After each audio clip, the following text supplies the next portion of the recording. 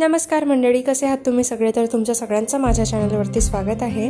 आणि हा आहे महालक्ष्मी आगमनाचा दिवस. या दिवशी आमचे सगळ्यांची सकाळ खूप लवकर झाली होती, जवळपास 6 वाजता वगैरे. तर आमची देवपूजा वगैरे पण होऊन गेली होती घरच्या देवांची वगैरे. आणि मग इथे छान असा मूर्तीवर सूर्यप्रकाश पडतो म्हणजे नवरात्रात रोज सकाळी. आणि इथे माझ्या काकूंनी छान असं अंगणांमध्ये पायऱ्यांमध्ये सगळीकडे छान रांगोळी वगैरे काढून ठेवलं होतं. आणि बाहेर पण रांगोळी काढणं चालूच होती, तुळशीजवळ वगैरे छान इथे जिकडे तिकडे रांगोळ्या वगैरे. आणि हे आमच्या घरचे कुळदैवत आहे, तिथे पण छान अशी रांगोळी वगैरे काढून झाली होती. तर या सगळ्या आमच्या काही सकाळच्या गोष्टी होत्या. आणि मग इथे मी अष्टमी असल्यामुळे देवीसाठी निंबूचा हार करायला घेतलेला होता. आणि इथे माझं तेच चालू होतं, देवीसाठी हार करणं. अष्टमी होता आणि मग घरी गायत्री यज्ञ पण होतं. तर मग म्हटलं देवीसाठी निंबूचा हार असा केलाच पाहिजे, त्याचा पण मान असतो अष्टमीला.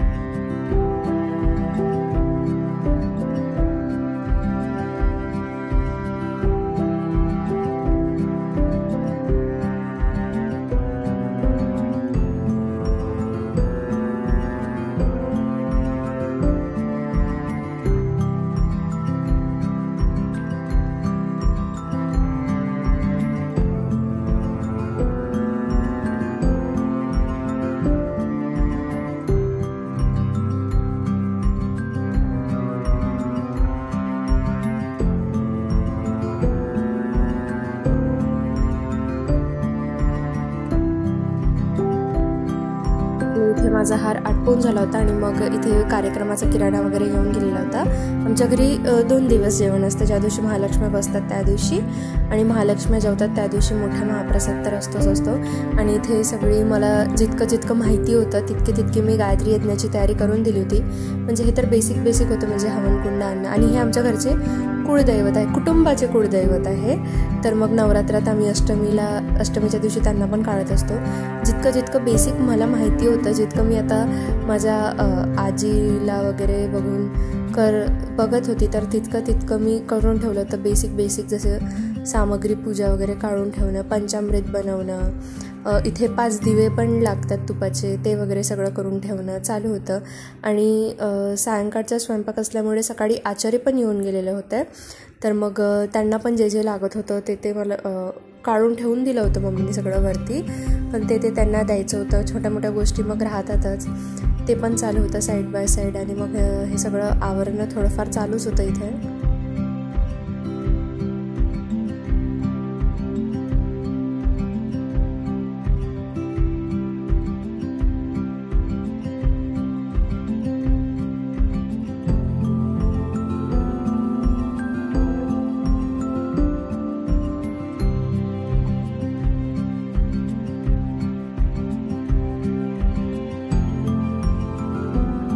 आणि इथे त्या आजी येऊन गेल्या होत्या. यांना सगळ्यांना आम्ही मामीच म्हणतो, म्हणून मी पण त्यांना मामीच म्हणते. पण तशी ते माझी आजी लागतं, पण तरी मी त्यांना निका मामीच म्हणते.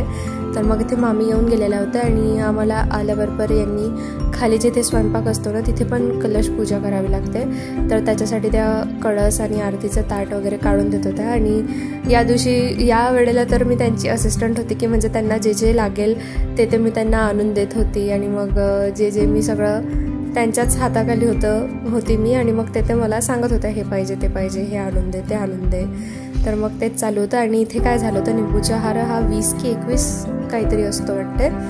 तर मला एक निंबू त्यात खराब दिसलं. मम्मीने निंबू काढून ठेवले होते सगळे, पण मला वाटलं हा निंबू जरा बरा नाही आहे, त्याच्यामुळे मग हा कायच हारात टाका, म्हणून मी तो टाकला नाही. आणि मग ते म्हणत होते की नाही, पूजेला इतकेच निंबूचा हार वगैरे असं चढवायचं देवीला वगैरे. तर म्हणून मग त्यांनी एक निंबू मला परत त्यात ओवून दिला. आणि मग तो निंबू ओवून मग देवीला नीट असा निंबांचा हार मी छान घालून दिला.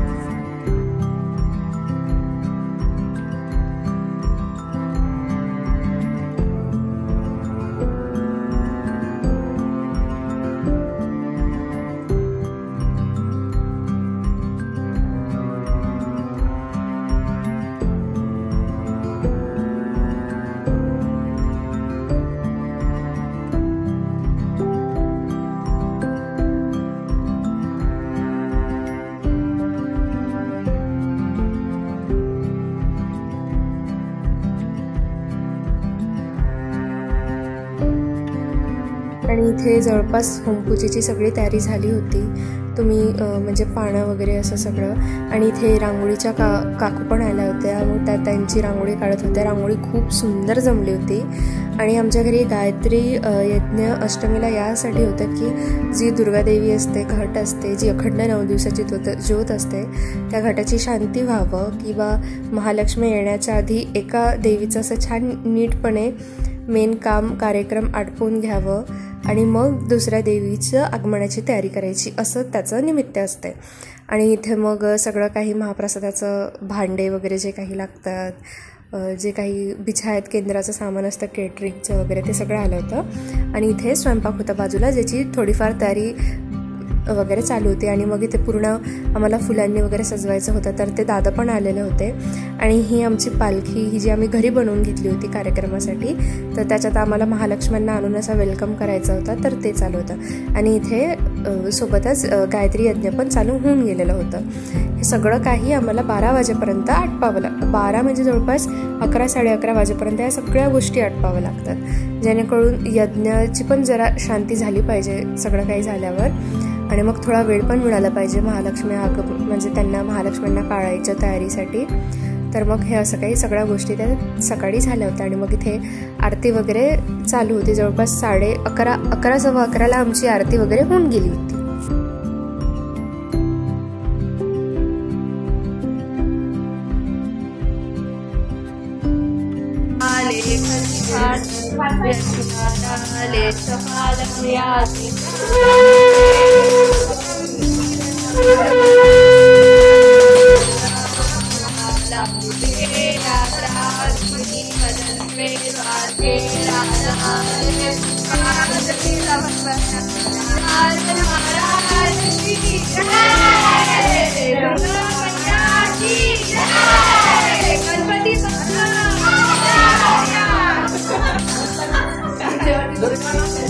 इथे पालखी वेला वगैरे छान सजवणं चालू होतं. आणि इथे आरती झाल्यावर इथे जो काही आशीर्वाद वगैरे घ्यावं लागतं ते काही चालू होतं. आणि असं घरी हवन चालू असते, शंखनाद असतो, जिकडे तिकडे म्हणजे आता पूर्ण घरातच देवीचं वातावरण असतं सगळं.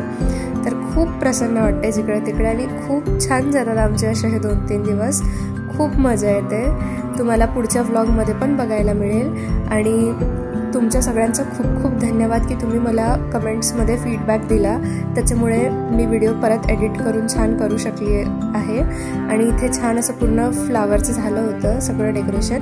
आणि पार्ट 2साठी चॅनलला नक्की सबस्क्राईब करा. थँक्यू.